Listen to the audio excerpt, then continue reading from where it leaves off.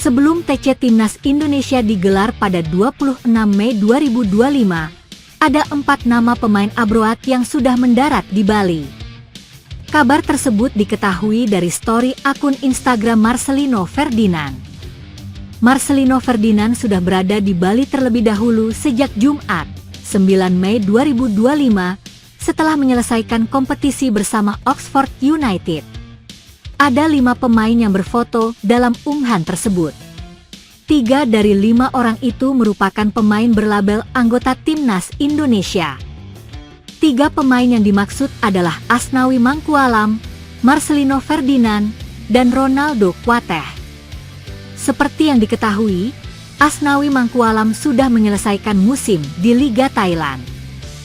Pemain berusia 25 tahun tersebut menjalani musim yang apik di negeri Gajah Putih.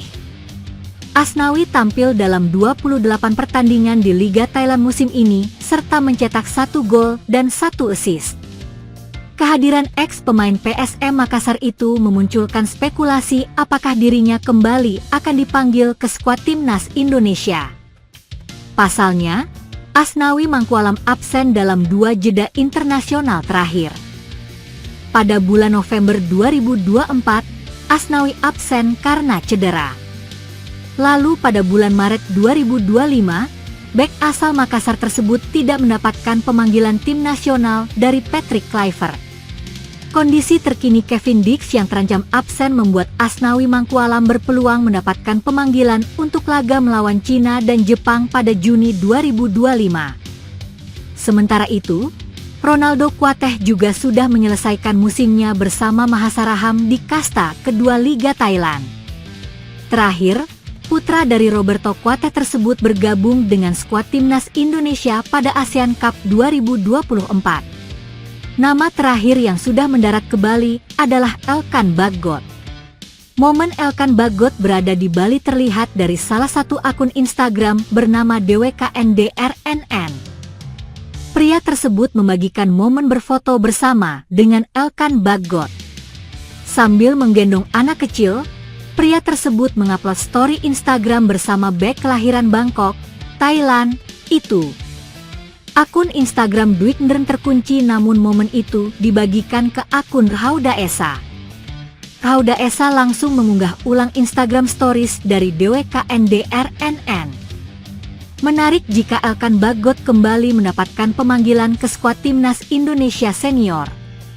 Dirinya sudah tidak lagi masuk ke skuad Timnas Indonesia usai bersih tegang dengan Shin Tae-yong saat menolak panggilan Garuda Muda sebelum playoff kualifikasi Olimpiade 2024 melawan Guinea pada Mei 2024. Ulah supporter berbuah kerugian bagi skuad Timnas Indonesia yang akan menjalani lanjutan laga mereka di ajang kualifikasi Piala Dunia 2026 Grup C menghadapi Cina dan Jepang. Federasi Sepak Bola Dunia FIFA sudah resmi menghukum Indonesia karena ulah supporter yang melakukan ujaran kebencian kepada Bahrain saat kedua tim bertemu di Stadion Utama Gelora Bung Karno, GBK, Jakarta pada tanggal 25 Maret 2025 lalu. Aksi tersebut dinilai tidak terpuji dan FIFA secara tegas mengutuk aksi ujaran kebencian sehingga memberikan hukuman berat yakni pengurangan kapasitas supporter di GBK dan denda 400 juta rupiah. Saat para supporter menyerang Bahrain di media sosial ketika timnas Garuda dirugikan wasit dalam laga yang berakhir 2-2 di kandang Bahrain, ujaran kebencian di medsos juga ramai oleh para oknum supporter. Tapi saat itu untungnya tidak ada hukuman FIFA. Gegara ujaran kebencian di medsos itu, Bahrain sempat mengusulkan laga di Gelora Bung Karno minta dipindah ke tempat netral. Tetapi FIFA tetap tidak mengubah jadwal laga Indonesia lawan Bahrain dan tetap berlangsung di Jakarta.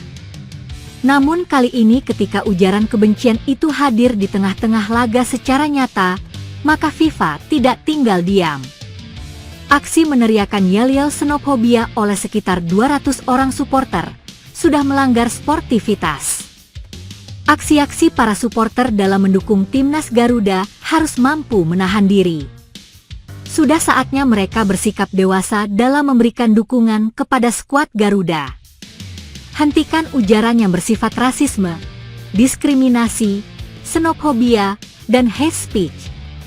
Akibat hukuman FIFA ini paling tidak ada 3 dampak yang langsung menjadi hal yang tidak menguntungkan bagi skuad timnas Garuda yang akan menjamu Cina di Stadion Gelora Bung Karno, Kamis, 5 Juni 2025. Dampak pertama adalah dampak secara langsung bagi timnas Garuda, yaitu adanya pengurangan jumlah supporter di tribun utara dan selatan. Hal itu sudah ditegaskan oleh FIFA bahwa dalam laga melawan Cina Stadion GBK harus mengurangi kapasitasnya sekitar 15%. Hal ini sangat merugikan dukungan para supporter terhadap timnas Garuda baik secara finansial maupun secara moral.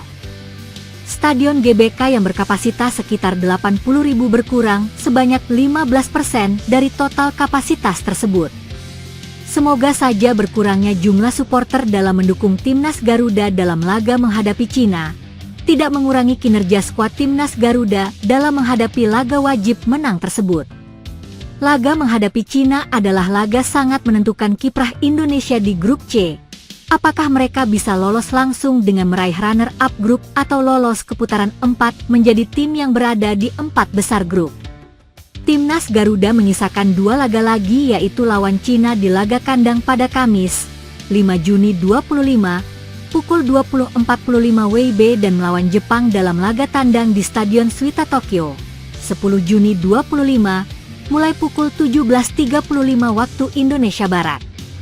Dampak kedua adalah kerugian finansial karena pengurangan jumlah penonton sebanyak 15%, maka pendapatan dari tiket juga berkurang.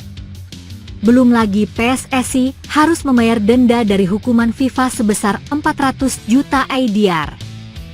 Kerugian finansial ini mungkin tidak begitu besar pengaruhnya pada kinerja timnas Garuda, tetapi pengaruhnya sangat besar pada pemasukan dana bagi PSSI yang mereka gunakan juga dalam membangun timnas secara langsung. Upaya-upaya PSSI selama ini dengan membuat aturan baku pembelian tiket untuk menyaksikan timnas Garuda lebih ketat lagi, yaitu hanya bagi mereka yang sudah memiliki member Garuda ID. Tanpa kartu member tersebut, supporter tidak bisa membeli tiket. Ternyata kendati sudah seketat itu, tapi masih juga ada ulah tidak terpuji yang dilakukan oleh oknum supporter yang melakukan aksi-aksi diskriminatif terhadap lawan timnas Indonesia yang saat itu adalah tim Bahrain. Kejadian tersebut menggambarkan bahwa supporter kita masih belum dewasa dalam mendukung timnas Garuda, baik yang terjadi di medsos maupun yang terjadi di stadion. Dampak ketiga adalah berpengaruh pada bidding Indonesia yang berhasrat menjadi tuan rumah putaran 4 kualifikasi Piala Dunia 2026 zona Asia. Jika timnas Garuda lolos ke putaran 4, rencananya Indonesia akan mengajukan diri menjadi tuan rumah. Hukuman FIFA sudah resmi dijatuhkan untuk Indonesia akibat ujaran kebencian oknum supporter timnas Garuda ketika menghadapi Bahrain di Stadion GBK.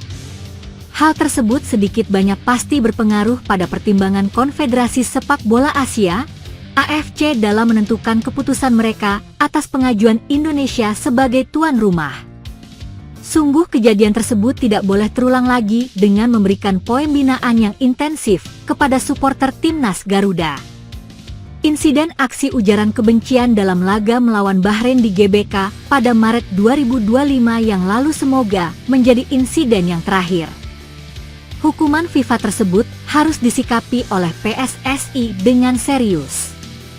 Ini adalah peringatan keras, terutama bisa menjadi pembelajaran bagi supporter timnas Garuda. Jika mereka cinta skuad merah putih, maka dukunglah dengan penuh sportivitas.